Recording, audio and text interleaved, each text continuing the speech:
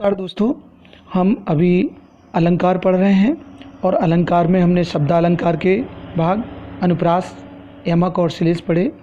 इसके बाद उपमा और रूपक अर्थालंकार के भाग पढ़े और आज जिस वीडियो को हम बात कर रहे हैं, जिस वीडियो में हैं, उसमें उत्प्रेक्षालंकार और मानवीकरण अलंकार को पढ़ने वाले हैं बहुत सरलतम तरीके से। किंतु यदि आपने अभी तक इस चैनल को सब्सक्राइब नहीं किया तो चैनल को सब्सक्राइब कर लीजिएगा और साथ में शेयर भी करिएगा। कमेंट्स बॉक्स में कमेंट भी लगिएगा कि आपको ये वीडियोस कैसे लग रहे हैं। तो हाँ दोस्तों, प्रारंभ करते हैं। आज जो है उत्प्रेक्षालंकार और मानवीकरण अलंकार पर बात होगी। तो पहले उत्प्रेक्षालंकार। उत्प्रेक्षालंकार किसे कहते हैं, हमें पहले से विदित है कि अलंकारों का काम काव्य की शोभा बढ़ाना है। और उत्प्रेक्षालंकार कैसे काव्य की शोभा बढ़ाता है? काव्य में जहाँ पर जब समानता होने के कारण उपमेय में उपमान के होने की संभावना हो, वहाँ पर उत्प्रेक्षालंकार होता है। यहाँ पर एक बात और देख लें, उपमेय किसे कहते हैं? जिसकी तुलना की जा रही है, और उपमान कहते हैं जिससे की जा रही है, अर्थात उपमान अद्वितीय है। यदि काव्य पंक्ति में मनु मानो, जनु जानो, मानो मानो, निश्चय, ज्यों आदि शब्द आते हैं तो भी पहचानने के लिए पर्याप्त होता है कि यहाँ पर उत्प्रेक्षा अलंकार है। तो प्रतियोगी परीक्षाओं में ये पहचानने में आसानी रहती है कि मनु, जनु, जानो, मानो, मानो, निश्चय, ज्यों आदि शब्द आ जाएं तो उत्प्रेक्षा अलंकार है। उदाहरण देखें तो पहला उदाहरण दिया है इसमें, सोहत ओढ़े पीत पट, श्याम सलोने गात, मनो नीलमण शैल पर आतप पर्यो प्रभात।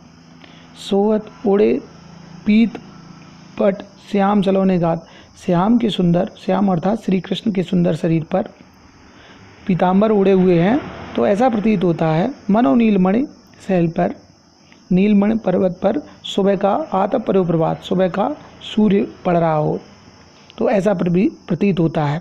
तो यहाँ पर मनो शब्द भी आया है और मनु से हम तुरंत जान जाएंगे कि यहाँ पर उत्प्रेक्षा अलंकार है। मानो झूम रहे हों तरु भी मंद पवन के झोंके में।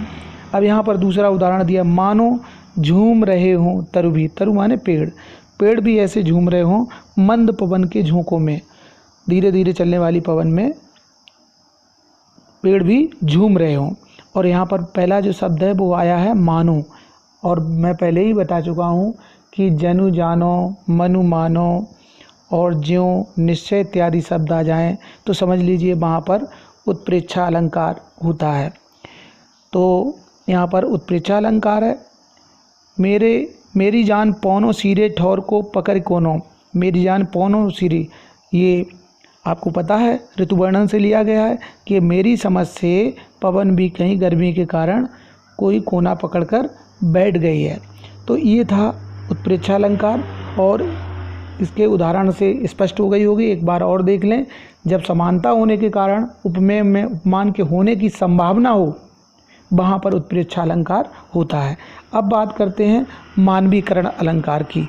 मानवीकरण अलंकार के बारे में पहले बता दूं कि जो निर्जीव या जड़ वस्तु है उसे मानव या सजीव के रूप में अंकित कर दिया जाए तो वहाँ पर मानवीकरण अलंकार कहते हैं। सरलतम रूप में देखें तो काव्य में जहाँ पर जड़ पदार्थों पर मानवीय भावनाओं का आरोप किया जाता है अथवा निर्जीव पदार्थों को मानव की तरह करते हुए दिखाया जाता है, वहाँ पर मानवीकरण अलंकार होता है। मतलब पेड़ पौधे, प्रकृति या निर्जीव वस्तुएं हैं, उनका व्यवहार ऐसा हो जाए जैसा मानव व्यवहार होता है। वो प्रकृति भी प्रेम करे, प्रवृत्ति भी खाए, प्रवृत्ति भी दिखाए, तो यहाँ पर मानवीकरण अलंकार होता है। उदाहरण के लिए, मेखलाकार पर्वत अपार, अपने सहस्र दृग सुमन फाड़, अवलोक रहा है बार बार, नीचे जल में निज महाकार। मेखलाकार पर्वत अपार, बड़ा विशाल पर्वत अपने हजारों नेत्र फाड़कर देख रहा है। अवलोक रहा है बार बार, नीचे जल में निज महाकार, बारिश के बाद नीचे अपने आसपास के जल को देख रहा है। तो क्या पर्वत के नेत्र होते हैं? नहीं, लेकिन वो देख रहा है। यहाँ पर मानव रूप में ही उसे अंकित कर दिया है, अर्थात मानवीकरण अलंकार हो गया। जहाँ पर भी प्रकृति को मानव रूप में अंकित कर दिया जाए, वहाँ पर मानवीकरण अलंकार होता है। मेघ आगे बड़े बन ठन के समर के। मेघ अर्थात बादल। मेघ आए वर्षा ऋतु में, और वो किस तरह से आए, जैसे कोई तैयार होकर बन ठन के मनुष्य का आगमन होता है, ठीक इसी तरह से बादल भी तैयार होकर आ गए बन ठन के। तो साथियों, ये थे उत्प्रेक्षा अलंकार। सबसे पहले उत्प्रेक्षा अलंकार की परिभाषा और फिर उत्प्रेक्षा के बाद मानवीकरण की परिभाषा और उदाहरण। अगर आपको ये वीडियो अच्छा लगे तो बिल्कुल शेयर करिएगा। साथियों, आप लोगों को एक बात और स्पष्ट कर दूं कि मेरे द्वारा पूरे अलंकारों को इकट्ठा करके 4-5 वीडियो बनाए जा रहे हैं। क्रम से आप लोग देखिएगा, आपको बिल्कुल प्रतियोगी परीक्षाओं के साथ साथ अन्य परीक्षाएं जैसे हाई स्कूल हायर सेकेंडरी की परीक्षा के लिए भी आपको की तैयारी हो पाएगी। तो साथियों, इस चैनल को सब्सक्राइब ज़रूर करिएगा ताकि आपके पास वीडियो मेरे द्वारा जो अपलोड किए जाते हैं समय पर पहुंचते रहें। वीडियो देखने के लिए बहुत बहुत धन्यवाद। धन्यवाद मित्रों।